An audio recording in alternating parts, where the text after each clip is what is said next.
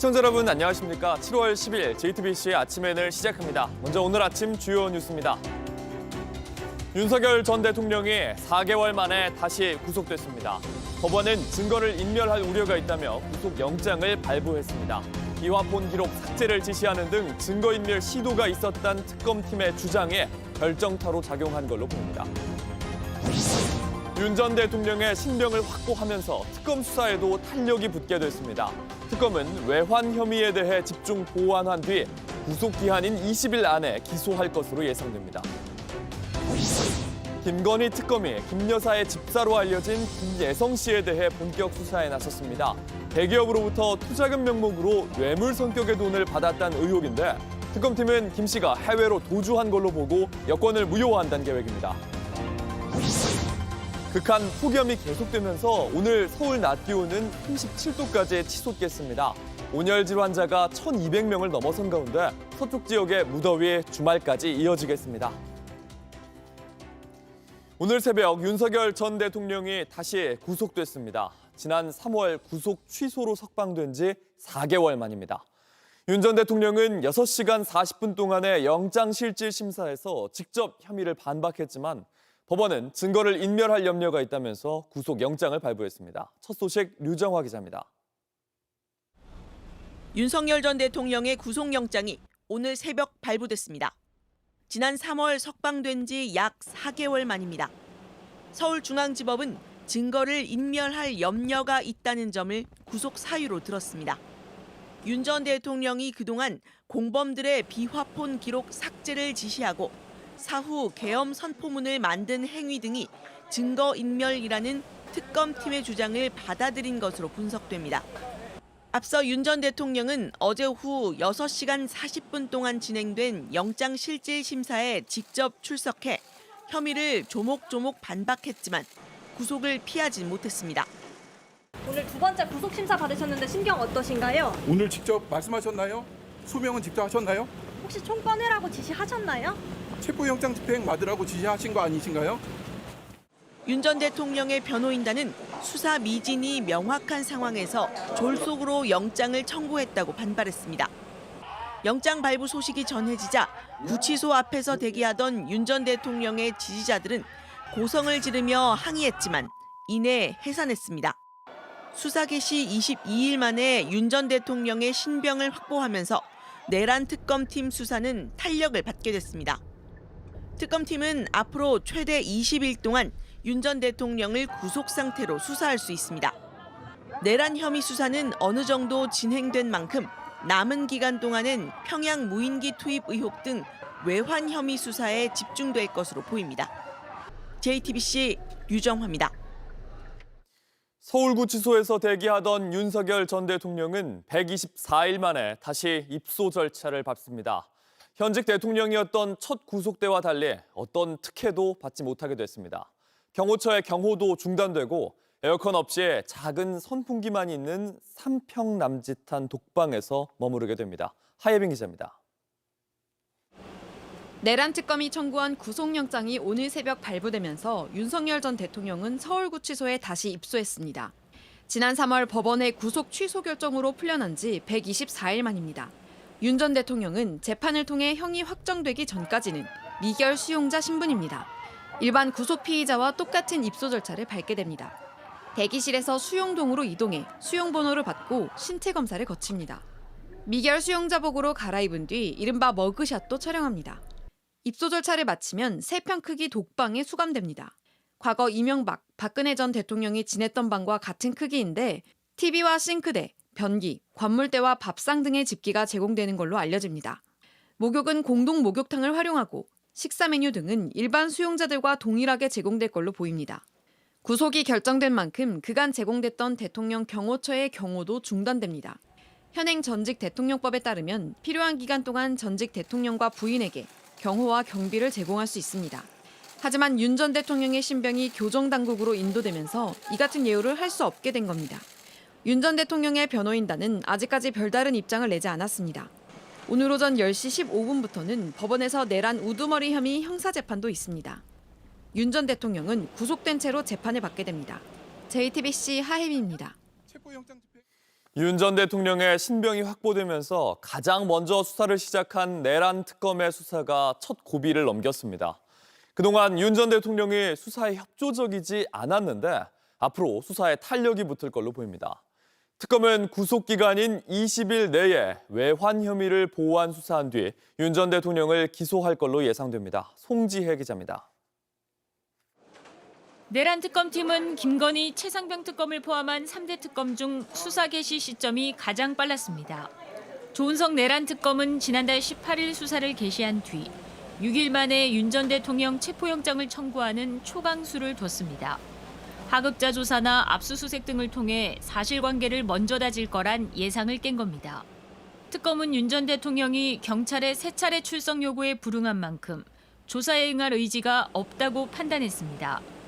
윤 전 대통령 측이 특검의 출석 요구에 응할 의사를 밝혔다는 이유로 이 체포영장은 법원에서 기각됐지만 윤 전 대통령이 특검 조사에 출석할 수밖에 없는 명분을 만들었습니다. 이후 윤 전 대통령이 지난달 28일과 지난 5일 2차례 특검에 공개 출석해 피의자 조사를 받으면서 특검이 수사의 주도권을 가져갔습니다. 윤 전 대통령이 수사기관의 공개 소환에 응해 자진 출석한 첫 사례였습니다. 특검팀은 구속영장에 포함되지 않은 외환 혐의 등에 대한 보완 수사를 거쳐 최장 20일인 구속기한 내에 윤 전 대통령을 기소할 걸로 예상됩니다. 특히 외환 혐의 수사에 탄력이 붙을 거란 전망이 나옵니다. 지금까지 제대로 수사가 이루어지지 않은 혐의로 윤 전 대통령 구속을 계기로 그동안 부인해온 관련자들이 입장을 바꿀 수 있다는 관측이 나옵니다. JTBC 송지혜입니다. 66쪽의 구속영장 청구서, 178쪽의 발표 자료, 300쪽의 의견서까지 내란 특검이 법원에 제출한 자료들의 목록입니다. 특히 의견서에는 계엄의 명분을 확보하려고 무인기를 침투시켜서 북한에 도발을 유도했다는 외환죄에 대해서도 강조한 걸로 파악됐습니다. 이번엔 혐의에서 빠졌지만 구속 상태에서 추가 수사가 필요하다고 주장한 겁니다. 조혜연 기자입니다. 내란 특검은 지난 6일 법원에 66쪽 분량의 구속영장 청구서를 제출했습니다. 윤석열 전 대통령에 대해 직권남용 권리행사 방해죄 등으로 서울중앙지법에 구속영장을 청구하였습니다. 특검은 영장 청구서 이외에 300쪽 넘는 분량의 의견서를 추가로 법원에 제출했습니다. 지금까지의 수사 기록을 제출하는 한편 재판부가 사건 내용과 증거들을 원활하게 파악할 수 있도록 의견서를 따로 준비한 겁니다. 여기엔 지난 1월 체포영장 집행 저지 당시 공수처와 경찰이 체증한 영상 자료를 비롯해 여러 증거에 대한 설명이 담겼습니다.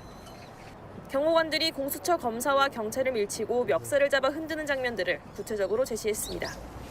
윤 전 대통령의 직권남용, 특수공무집행 방해 혐의를 입증할 핵심 물증들입니다. 계엄 전 이른바 2분 국무회의의 모습이 찍힌 대통령실 CCTV 영상을 초단위로 분석한 내용도 의견서에 포함됐습니다. 특검은 특히 구속영장 청구서에 포함하지 않은 윤 전 대통령의 외환 혐의를 의견서에 담은 것으로 취재 결과 파악됐습니다. 외환 혐의에 대한 추가 수사를 위해서도 윤 전 대통령의 구속이 필요하다고 강조한 겁니다. 그 과정에서 북한의 공격을 유도한다는 문구가 담긴 노상원 씨 수첩 내용도 언급한 것으로 알려졌습니다. JTBC 조혜연입니다. 온라인에서 화제가 될 뉴스를 골라 전해드립니다. 아침엔 소셜픽입니다. 대통령실이 소셜미디어 X의 공식 계정을 개설했습니다. 아이디는 코리아입니다. 어제 이재명 대통령은 많이 팔로우해달라면서 대통령실 공식 X 계정을 소개했습니다. 지금까지는 소셜미디어의 소통을 대통령이 직접 해왔는데 앞으로는 정책의 주요 일정 등은 이 계정을 통해서 전하겠다는 겁니다. 이 대통령 강훈식 비서실장의 SNS 계정도 이어서 소개했는데요. 강 비서실장은 비서실장에 닫아둔 SNS마저 국민과의 소통 창구로 활용하자는 것도 대통령님의 지시라면서 소통을 강조했습니다. 대한민국 대통령실 공식 계정의 역사 2010년으로 거슬러 올라갑니다. 2010년 4월 대한민국 청와대 블루하우스 코리아가 트위터에 개설됐다가 지금은 비공개 계정으로 전환됐고요. 2017년 문재인 정부 때 새 계정 더 블루하우스 KR이 만들어졌습니다. 이 계정은 청와대 시대가 끝나면서 문재인 정부 청와대로 이름을 바꿨고 윤석열 전 대통령이 새 계정 프레지던트 KR을 만들었다가 지금은 이름으로 아이디를 변경했습니다.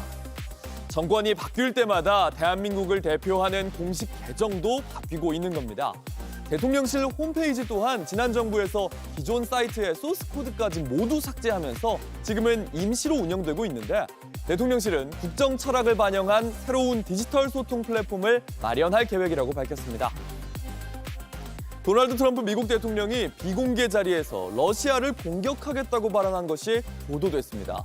러시아는 가짜 뉴스일 가능성도 있다면서 차분하게 대응하겠다고 밝혔습니다. Putin has said, if you go in to Ukraine, we're going to bomb the shit out of Moscow. I'm telling you, I have no choice. 현지 시간 8일, 지난해 트럼프 대통령이 한 모금 행사에서 한 말이라면서 CNN이 보도한 녹취 파일입니다.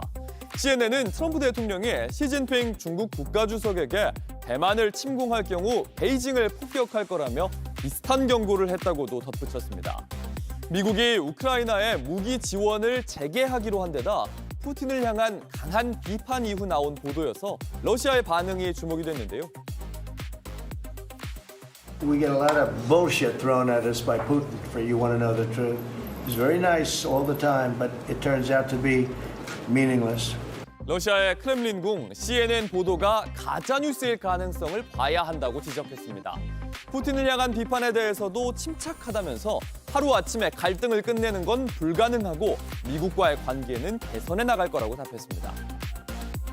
팔레스타인 하마스를 돕겠다면서 홍해에서 서방의 선박에 대한 공격이 이어지고 있습니다. 예멘의 이슬람 무장단체 후티가 선박을 침몰시키는 장면을 공개했습니다. Mayday, mayday, mayday.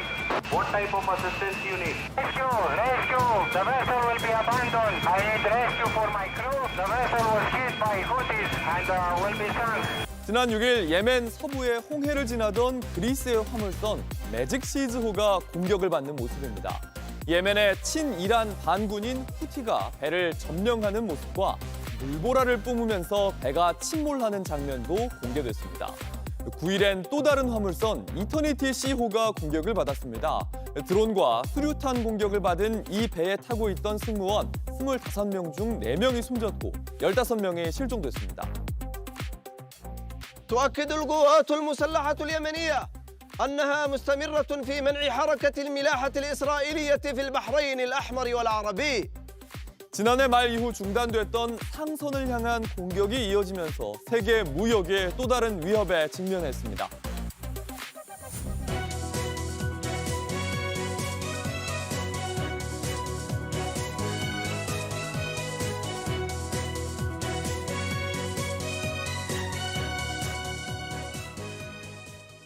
김건희 특검이 김 여사의 집사 김예성 씨의 의혹을 집중 수사하는 중입니다. 김 씨가 대주주였던 부실업체가 대기업의 투자를 받은 데는 김 여사의 영향력이 있었을 거란 의심인데요. 그런데 김 씨가 지난 4월 이미 베트남으로 출국한 걸로 파악됐습니다. 특검팀은 김 씨가 대선 직전 해외로 도주한 걸로 보고 여권 무효화 조치에 나섰습니다. 연지환 기자입니다. 김건희 여사의 서울대학교 경영대학원 EMBA 동문이자 모친 최훈순 씨의 잔고조작 공범 김예성 씨. 윤 전 대통령 집권 시기인 2023년 김 씨는 대기업들로부터 투자를 받았습니다.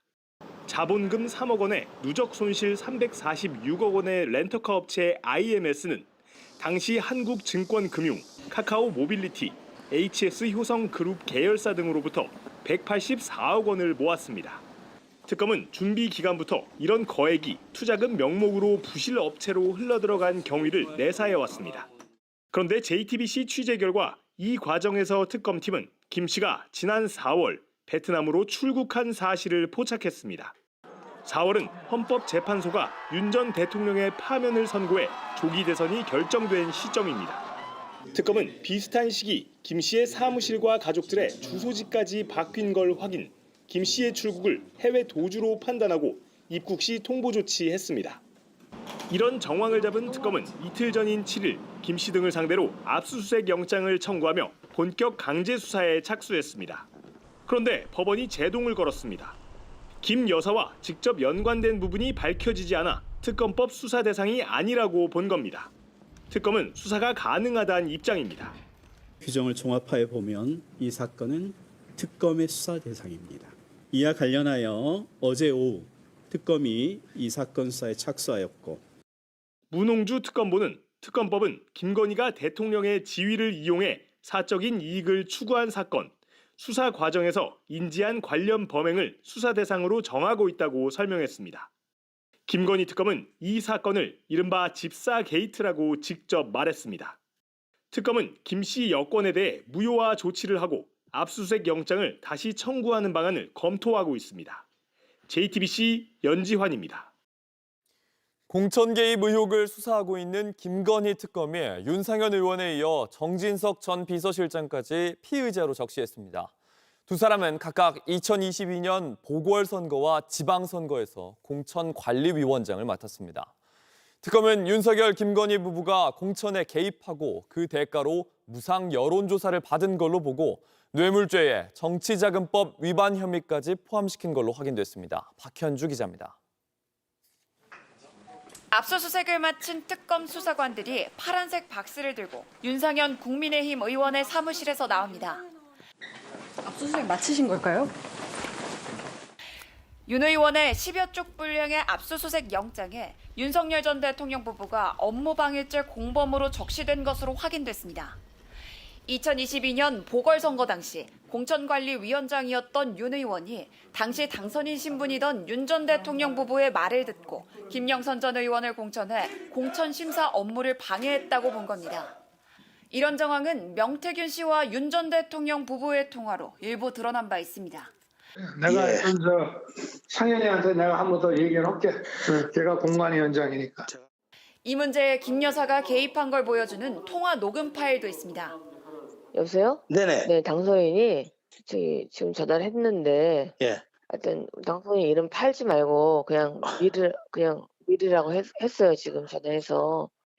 이런 통화가 이뤄진 다음 날이자 윤석열 전 대통령 취임식이 열린 2022년 5월 10일 김영선 전 의원의 전략 공천이 확정됐습니다. 특검팀은 공천 대가로 윤 전 대통령 부부가 명 씨로부터 3억 7천만 원 상당의 무상 여론조사를 받은 것으로 보고 윤 의원 영장에 뇌물 및 정치자금법 혐의까지 포함시켰습니다. 2022년 지방선거의 공천관리위원장이던 정진석 전 비서실장도 피의자로 적시했습니다.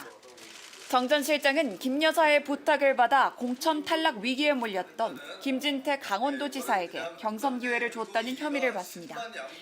JTBC 박현주입니다. 최상병 특검 상황도 살펴보겠습니다. 특검팀이 1심 무죄를 받았던 박정훈 대령에 대해 항소하지 않기로 했습니다. 해병의 죽음에 상부에 책임이 있다는 보고, 그 보고를 둘러싼 항명 혐의가 1년 9개월 만에 무죄로 확정됐습니다. 정인아 기자입니다. 최상병 특검이 박정훈 전 해병대 수사단장의 항명 혐의 재판에 대한 항소를 취하했습니다. 해당 사건 기록을 경찰에 이첩한 것은 법령에 따른 적법한 행위이며 국방부 검찰단이 항명죄로 공소를 제기한 것은 공소권 남용에 해당한다고 판단하였습니다. 박 대령은 2023년 7월 수해 수색작전에 투입됐다 숨진 최상병 사건 초동 수사를 맡았습니다. 임성근 전 해병대 1사단장 등 8명에 대해 업무상 과실치사 혐의가 있다고 판단, 상부 보고를 마쳤는데 갑자기 이첩 보류 지시를 받았습니다. 이른바 VIP 경로설이 불거진 대통령실 회의 직후였습니다. 박 대령은 지시를 따르지 않고 경찰에 사건을 넘겼고 이후 항명 혐의로 기소됐습니다.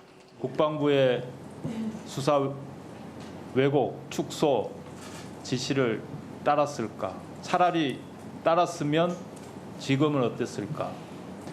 저희 결론은 한결같았습니다. 올바른 선택을 했고 절대 후회하지 말자, 뒤돌아보지 말자. 올해 1월 군사법원은 무죄 판결을 내렸지만 군검찰이 항소해 1년 9개월째 재판이 이어지고 있었습니다. 공소를 유지하는 것은 오히려 특별검사로서 책임 있는 태도가 아니라고 판단했습니다. 향후 수사 결과를 보면 특검의 항소 취하 결정이 타당하다는 점을 누구든 이견 없이 납득할 수 있을 것이라 확신합니다.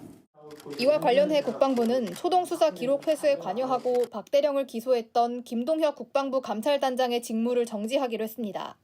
JTBC 정인아입니다.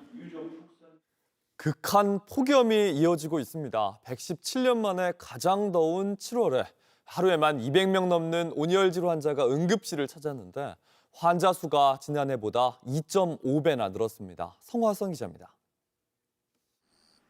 뙤약볕이 내리쬐는 오후 한 하회 비닐하우스입니다. 뜨거운 열기가 고스란히 안으로 퍼집니다. 연신 물을 뿌리고 바싹 마른 꽃잎을 정리하느라 분주합니다. 밖은 35도인데 내부는 42도 가까이 올랐습니다. 땀이 너무 많이 나니까요. 그러니까 땀띠 그런 거는 기본으로 있고요. 저희는 쉴 수가 없어요. 네, 계속 돌보고 이렇게 관리를 해주고 그러지 않으면 더위에 이렇게 죽어나가는 애들이 보이니까. 극한 폭염에도 일터에 나가는 이들에게 올해는 더 가혹했습니다. 하루에만 응급실을 찾은 온열 질환자가 240명 가까이 됐습니다. 7월 초인데 벌써 1,200명을 넘어섰고 지난해 2.5배에 달했습니다. 올해 숨진 사람은 모두 9명, 지난해와 비교해 3배로 늘었습니다.